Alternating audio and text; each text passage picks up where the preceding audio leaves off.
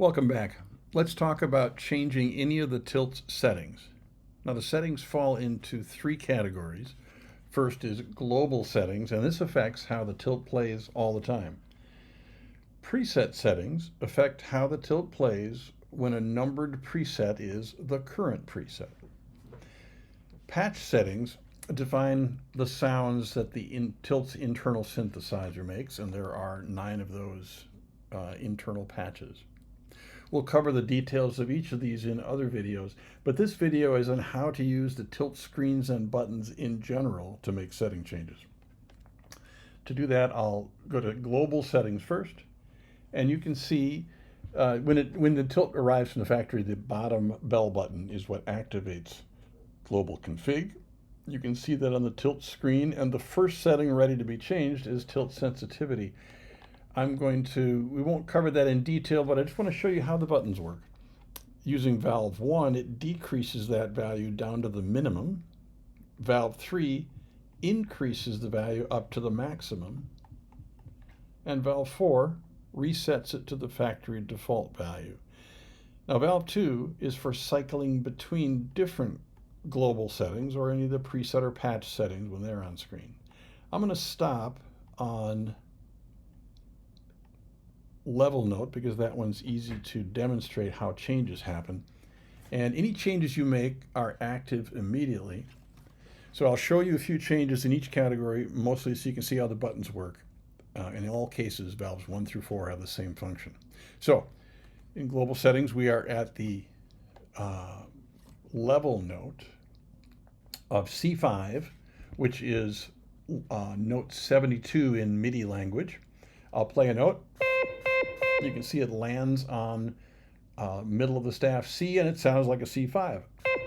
Now in global configuration, I'll use valve 1 to step down to C4.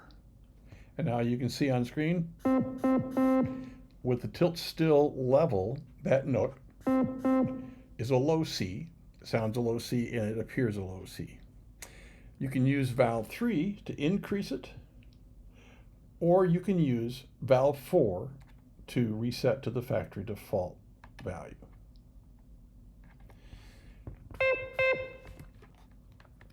Let's do the same thing with the first preset setting in preset 1, accessing it by the top bell button.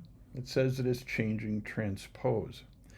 This setting is using the default value of C, meaning it's the pitch of a C trumpet.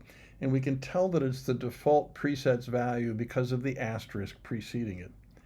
Now using valves 1 through 3, I can lower and raise the transposition. Now the first thing I get is when I press valve 1, it goes from using the default value of C to an explicit value of C, meaning even if I change the default, I still want to use C. I'm going to go down. Let's go to B flat.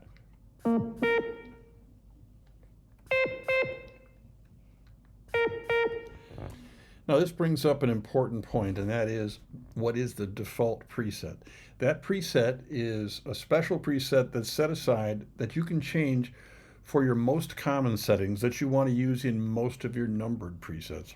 So once you set them, you never need to think about them again, and they will just appear in your numbered presets. So if you want to change your tilt to be in B flat most of the time, you would change that in the default preset.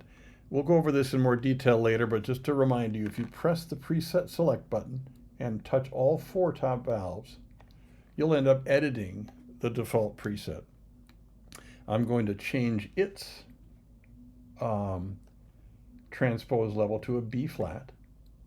And now any of the numbered presets that are set to use the default record value for transposition will use B flat.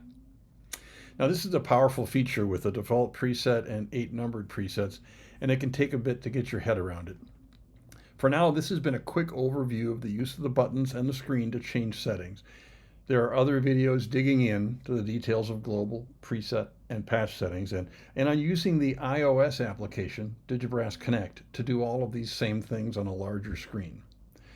Digibrass Connect works on an iPhone, iPad, and Mac computers with the Mac Silicon chip M1 or higher. See you next time.